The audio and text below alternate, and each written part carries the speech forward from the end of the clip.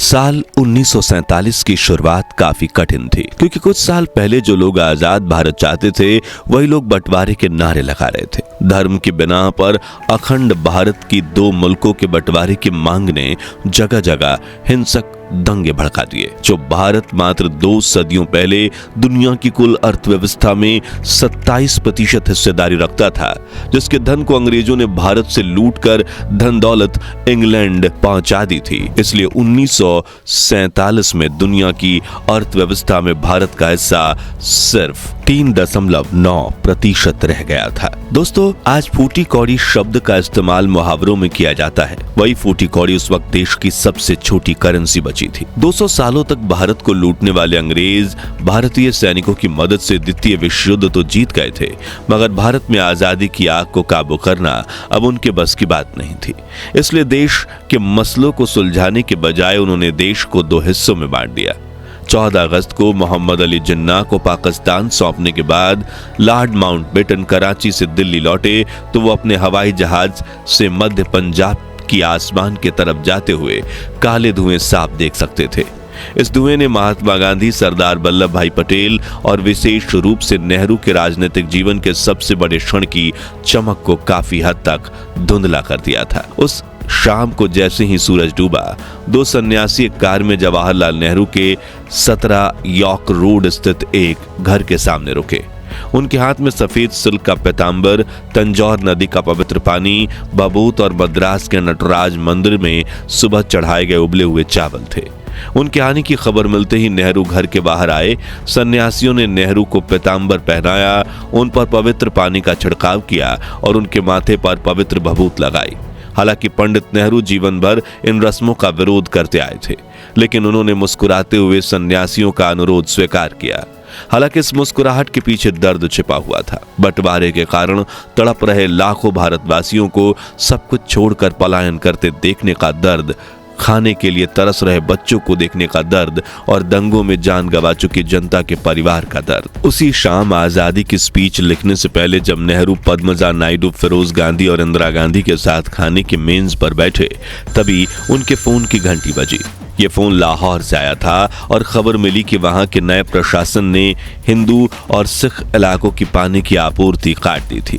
लोग प्यास से तड़प रहे थे। जो औरतें और बच्चे पानी की तलाश में बाहर निकल रहे थे, उन्हें चुन चुन कर मारा जा रहा था। लोग तलवारें लिए रेलवे स्टेशन पर घूम रहे थे ताकि वहां से भागने वाले सिखों और हिंदुओं को मारा जा सके।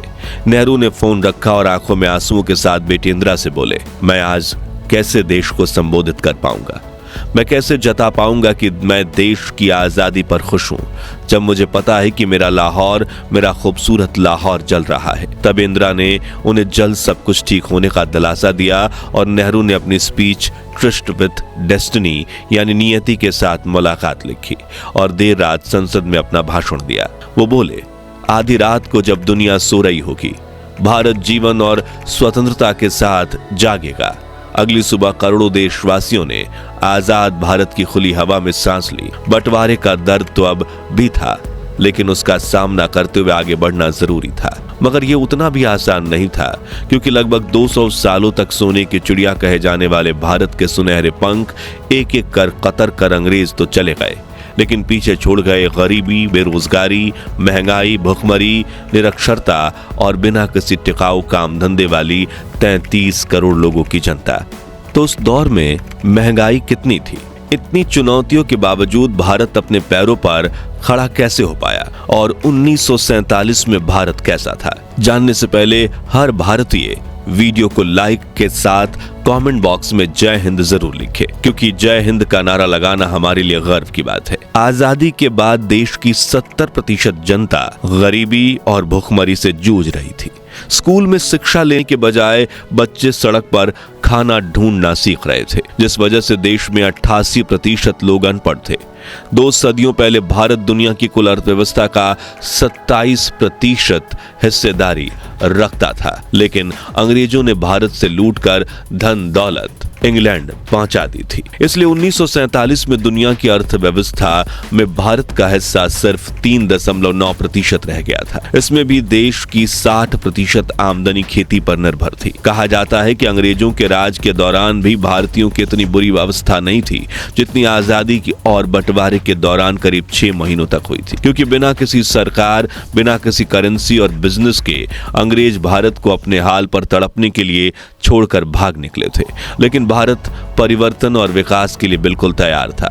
देशवासियों ने हर चुनौती का सामना करके आगे बढ़ना शुरू किया और साल 1951 में जब दूर दराज के गांव तक पहुंचने के लिए ना तो सड़कें थी और ना ही देश में पढ़े लिखे लोग थे, जात पात और जेंडर के आधार पर भेदभाव करने वाली रूढ़िवादी परंपराएं थी, तब सरकार ने हर भारतीय को समान हक देकर जब आजाद भारत का पहला इलेक्शन करवाया, तब से देश में बदलाव की शुरुआत हुई। लेकिन इतना आगे पहुंचने से पहले जानते हैं कि 1947 में भारत की करेंसी क्या थी। तो जिस फूटी कौड़ी शब्द का इस्तेमाल आज मुहावरों में किया जाता है, वही फूटी कौड़ी उस वक्त देश की सबसे छोटी करेंसी थी। उस वक्त 3 फूटी कौड़ियों से 1 कौड़ी बनती थी, 10 कौड़ियों से 1 दमड़ी, 2 दमड़ियों से 1.5 पाई यानी 1 ढेला और 2 ढेले से 1 पैसे के बराबर। 3 पैसों को 1 टका कहा जाता था, 2 टके मिलकर 1 आना बनता था। फिर आने के भी अपने अलग अलग नाम और सिक्के थे, जैसे कि 2 आने यानी 2 अन्नी, 4 आने यानी 54, 8 आने यानी 98 और 16 आने से 1 रुपया बनता था। उस वक्त अमेरिकी करेंसी डॉलर की कीमत सिर्फ 3.3 रुपए थी, यानी आज के मुकाबले उस वक्त रुपया ज्यादा स्ट्रांग था। लेकिन उस दौर में लोगों की कमाई भी काफी कम होती थी। लोग महीना भर मेहनत करके 15 से 25 रुपए कमाते थे और जो लोग महीने की 150 या 250 रुपए तक कमाई कर लेते थे, उन्हें अमीर माना जाता था। लेकिन 1947 में आखिर महंगाई कितनी थी जो इतनी कम आमदनी में भी लोग अपना गुजारा कर लेते थे? सबसे पहले खाने पीने की बात करें तो 1947 में चावल 12 पैसे प्रति किलो, चीनी 40 पैसे, घी 75 पैसे, आटा 10 पैसे, दाल 20 पैसे, दूध 12 पैसे और गुड़ 12 पैसे प्रति किलो की कीमत में मिल जाता था। उस दौर में सिर्फ 1 पैसे में 1 केला मिलता था, 25 पैसे में साबुन और बल्ब मिल जाता था, जबकि सिनेमा की टिकट सिर्फ 30 पैसे में मिलती थी, जो आगे बढ़कर औसतन 300 रुपए तक पहुंच चुकी है, यानी करीब 1000 गुना ज्यादा। सन 1947 में देश के कुछ प्रतिशत हिस्से में ही बिजली थी। किसी के घर बिजली होना तो मानो एक लग्जरी थी। देश के 90 से 95% हिस्से में बिल्कुल कच्ची सड़कें थीं। यातायात के लिए लोगों के पास महंगी गाड़ियां या बाइक नहीं बल्कि सिर्फ साइकिल हुआ करती थी, जिसकी कीमत महज 20 रुपए थी, लेकिन उस समय के हिसाब से काफी ज्यादा थी।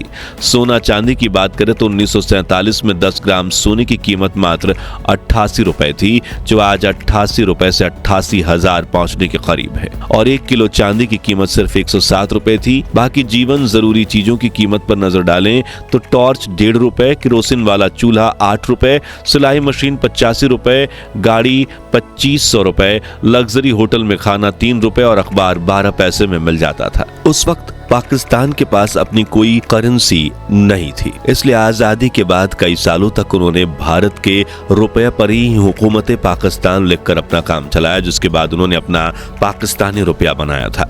शैक्षणिक संस्थाओं की बात करें तो आजादी के वक्त भारत में 5000 स्कूल मौजूद थे। उच्च शिक्षा के लिए 100 कॉलेजेस, महज 25 यूनिवर्सिटीज थीं। यातायात के किराए की बात करें तो उस वक्त बस, ट्रेन और बैलगाड़ी का किराया पैसों से लेकर आनों तक होता था। कलकत्ता में ट्रैम गाड़ी का किराया महज 5 पैसे होता था और दिल्ली से मुंबई फर्स्ट क्लास ट्रेन की टिकट 123 रुपए में मिलती थी। स्कूल फीस 5 रुपए प्रति महीना होती थी और अस्पताल में प्रेग्नेंट लेडी की डिलीवरी सिर्फ 75 रुपए में हो जाती थी। हालांकि देश के करोड़ों लोग इसे भी अफोर्ड नहीं कर पाते थे, इसलिए उस दौर में ज्यादातर बच्चों का जन्म घर पर ही होता था। अब 1951 में हुए आजाद भारत के पहले इलेक्शन की बात करें तो जनता ने अपने प्रधानमंत्री के रूप में पंडित जवाहरलाल नेहरू को ही चुना, जिन्होंने आजाद भारत के पहले प्रधानमंत्री के रूप में चुने जाने के बाद जवाहरलाल नेहरू ने हिंदू सिविल कोड का बिल पास किया, जिसके तहत देश की सभी विधवा औरतों को उनकी पति की संपत्ति पर समान अधिकार मिला। उनका अगला उद्देश्य था देश में औद्योगिकरण की शुरुआत करना, ताकि जनता को रोजगार मिल सके। इसके लिए पंडित नेहरू ने 5 ईयर प्लान को भी लॉन्च किया, जिसका उस वक्त टोटल बजट था 2378 करोड़ रुपए, जिसका इस्तेमाल खेतीबाड़ी, टेलीकम्युनिकेशन, यातायात और इंडस्ट्रीज को आगे बढ़ाने के लिए किया गया था। इस योजना में 2.1% का टारगेट ग्रोथ रेट हासिल करने का सरकार का प्लान था, लेकिन गर्व की बात है कि देश ने 3.6% टारगेट ग्रोथ रेट हासिल किया, जिससे देश में बेरोजगारी धीरे धीरे कम होने लगी और अर्थव्यवस्था स्टेबल होने लगी। और पिछले 78 सालों में भारत लगातार विकास करता जा रहा है।